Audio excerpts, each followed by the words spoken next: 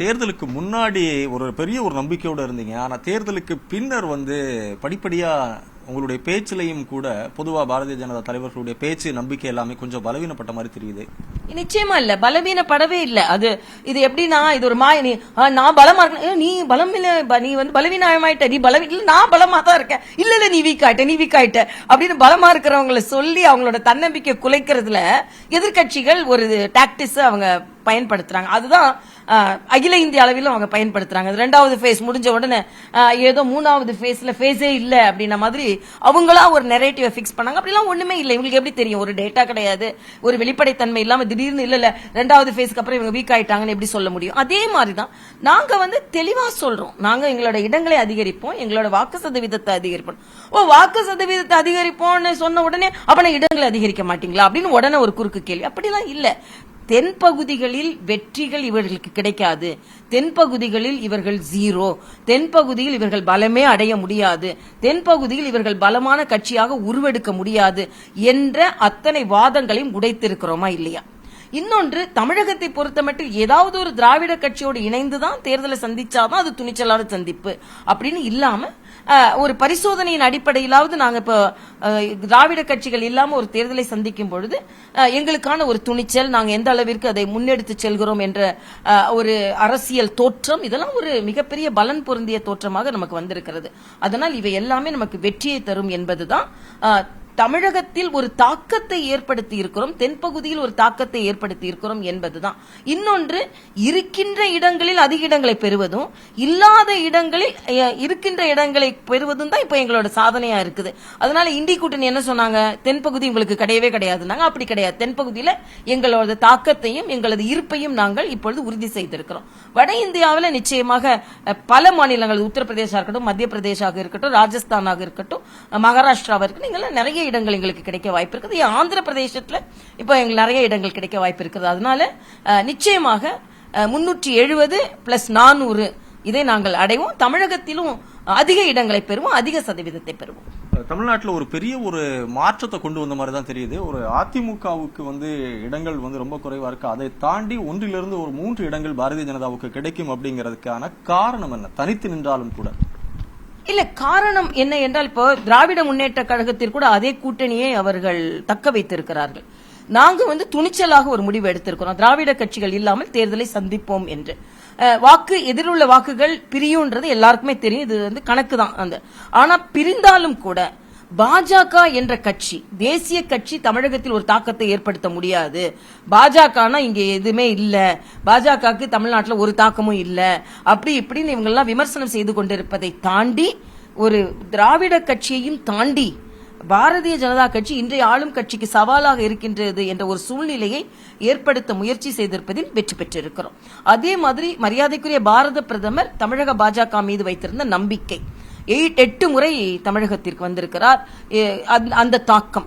இன்னொன்று, தமிழ் மொழிக்கு பிரதமர் அவர்கள் கொடுக்கின்ற ஒரு சப்போர்ட், இதெல்லாம் நீங்க பார்க்கும்போது நிச்சயமாக தமிழகத்தில் ஒரு மிகப்பெரிய தாக்கத்தை ஏற்படுத்தும். இது ஒரு ஆரம்பம். 1967 பின்பு ஒரு தேசிய கட்சி, இன்னைக்கு காங்கிரசுக்கு கூட இன்னைக்கு செல்வ பெருந்தகை சொல்ற, ஐயோ எங்களால ஒன்னும் செய்ய முடியலன்னு திமுக தோல்ல தான் அவங்க ஏறி சவாரி செய்ய வேண்டி இருக்கிறது.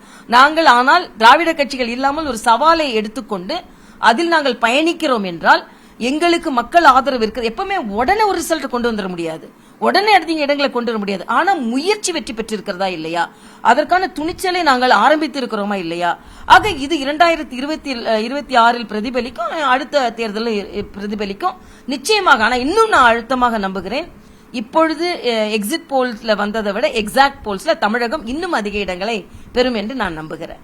திமுகவை பொறுத்தமட்டில் பலவிதமான விமர்சனங்கள், குற்றச்சாட்டுகள் இருந்தாலும் கூட ஒரு 35 இடங்களை திமுக பெறுங்கிற ஒரு கருத்து கணிப்பு அப்படிங்கிறது திமுக இன்னமும் வீழ்ந்து விடவில்லை அப்படின்னு எடுத்துக்கலாமா, இல்ல ஒரு பெரிய ஒரு கூட்டணி பலமா?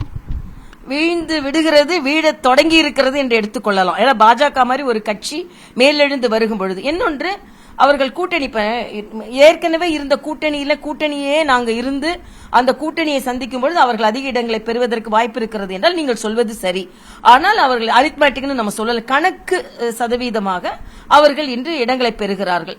ஆனா நீங்க எல்லாரும் எதிரணியில பிரிந்திருக்கிற வாக்குகள், ஆக எதிர்வாக்குகள் பிரிகிறது. ஆளும் கட்சியின் வாக்குகள் பிரியாமல் இருக்கிறது. இதுதான் அவங்க வெற்றிக்கு ஒரு அடித்தளமாக அமைகிறதே தவிர அவர்கள் சாதனைகள் என்று நான் சொல்லவே மாட்டேன்.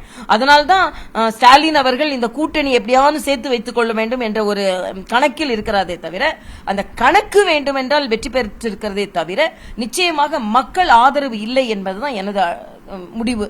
இன்னும் சொல்ல போனா இன்னும் தேர்தல் வரட்டும், எவ்வளவு ஓட் ஷேர் ஆளும் கட்சி வருகிறது, எதிரில் பிரிந்திருக்கிற ஓட்டுகள் எவ்வளவு, அதனால ஆளும் கட்சி எந்த அளவிற்கு பெற்றிருக்கிறது என்பதைத்தான். என்ன பொறுத்தவரைக்கு பாராளுமன்ற தேர்தல், இப்ப உதாரணத்துக்கு சௌச்சனை எடுத்துக்கிட்டா கூட பாராளுமன்றத்தில் தேர்ந்தெடுத்த வாக்குகளை விட அடுத்த சட்டமன்றத்தில் அவங்களுக்கு வாக்குகள் குறைந்திருக்கிறது. ஆக இன்னும் அடுத்த சட்டமன்றத்தில் அவங்களுக்கு மிக குறைந்த வாக்குகள் தான் கிடைக்கும். இனிமே அவங்க கூட்டணி கட்சிகள்லாம் சற்று சிந்திப்பார்கள். ஏனென்றால் ஏதோ அவர்கள் மத்தியில் இண்டி கூட்டணி ஆட்சி அமைந்துவிடும் என்ற ஒரு கனவில் இருக்கிறார்கள். அந்த கனவு கோட்டை தகர்க்கப்படும் பொழுது எல்லாமே மாற்றங்கள் ஏற்படும். நிச்சயமாக அது பாஜகவிற்கு ஏற்றமாகத்தான் இருக்கும்.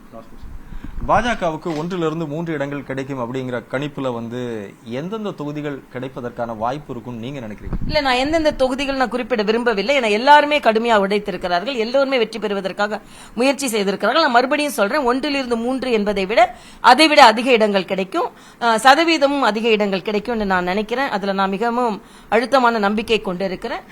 அதனால எல்லா இடங்களிலுமே போட்டி போட்ட இடங்கள் எல்லாமே வெற்றி பெற்ற இடங்கள் தான். இவ்வளவு ஒரு அபார நம்பிக்கைக்கு என்ன காரணம்? அபார நம்பிக்கைக்கு முதலில் பாரத பிரதமர் அவர்களின் ஆட்சி, பாரத பிரதமர் அவர்களின் திட்டங்கள், பாரத பிரதமர் அவர்களின் வருகை, கட்சி வளர்ச்சி அடைந்திருக்கிறது என்ற ஒரு அழுத்தமான நம்பிக்கை.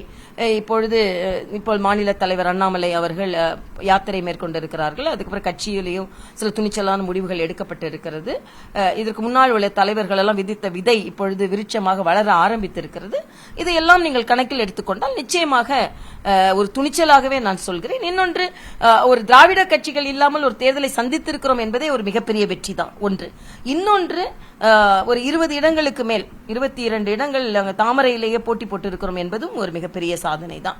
அது மட்டுமல்ல, போட்டி போட்ட எல்லா இடங்களிலும் எந்தவித மாற்றமும் இல்லாமல் மிக கடுமையாக எல்லா வேட்பாளர்களும் உழைத்திருக்கிறார்கள் என்பதும் சாதனை தான். அதே மாதிரி ரிசர்வ்டு கான்ஸ்டிடியூன்சில கூட பலமான வேட்பாளர்களை எங்களால போட முடியும் என்பதை நாங்கள் இந்த வாட்டி நிரூபித்திருக்கிறோம். ஆக இதையெல்லாம் பார்க்கும்போது அனைத்து தரப்பு மக்களிடம் நாங்கள் சென்றடைந்திருக்கிறோம். நிச்சயமாக இது ஒரு மிக வெற்றிகரமான ஆரம்பம் என்று நான் சொல்ல வேண்டும். அது வெற்றியோ தோல்வியோ திருமதி தமிழிசைக்கு எதுவாக இருந்தாலும் வருங்காலம் அப்படிங்கிறது வசந்த காலம், ஒரு பிரகாசமா இருக்கும். வெற்றி தான். நீங்க தோல்வியோன்றீங்க, என்ன பொறுத்த வரைக்கும் வெற்றி தான். அது போட்டி போட்டது வெற்றி, அதிக இடங்கள் பெறுகிறது வெற்றி, அதிக சதவீதம் பெறுவது வெற்றி, துணிச்சலான முடிவுகள் எடுத்தது வெற்றி. ஆக ஒரு திராவிட கட்சிகளுக்கு மாற்றாக ஒரு தேசிய கட்சி உருவெடுத்து வருகிறது என்பது வெற்றி. பிஜேபினா தமிழ்நாட்டில் ஒண்ணுமே செய்ய முடியாது என்ற ஒரு சூழ்நிலை எல்லோரும் சொல்லிக் கொண்டிருக்கின்ற இருந்த காலகட்டம் இல்லாமல் இன்று பிஜேபியாலும் முடியும் என்ற ஒரு சூழ்நிலை ஏற்பட்டு, நான் சொன்னதை போல தமிழகத்தில் தாமரை மலர்ந்தே தீரும்.